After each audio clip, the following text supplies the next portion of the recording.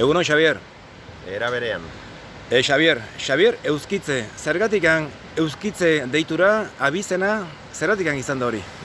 Beno, euskitze ez da gure abizena, izen ordea edo izen goitia edo baizik. Zergatik, guk Azkoitiko familiarekin, amaren aldeko familiarekin lotura oso estua izan dugu beti.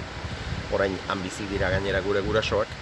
Ni pilota zaletasunak ere eraman ninduen umetatik gara Azkoitira, eta Azkoitian gure familia euskitze baserritik dator, eta kaletartu zirenean beraiekin ekarri zuten izen ordea ere, eta gure mertzeria bat izan zuen gure familiak, euskitzeneko mertzeria zen, euskitzeneko denda, gure ama euskitzeneko Lurdes da, eta ni euskitzeneko mutikoa nintzen, eta gaur egun Xabier euskitze.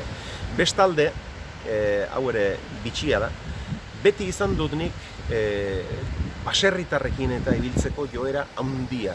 Nik ikastolan eta lagun kaletarrak banituen oso onak, baina baserriko jendearekin ibiltzeko joera handia izan dut betidanik.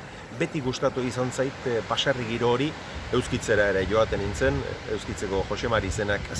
Asteko 5 duruan eukiko haut morroi, esaten zidan. Eta gero lagunak ere asko eta Errezialdean eta ere bai, eta pentsatzen diat horrek asko lagundu izan didala hizketarako dialektika hori, tikitaka hori eta neureganatzeko, barneratzeko eta horretan neure burua trebatzeko. Eskerrik asko, Xabier.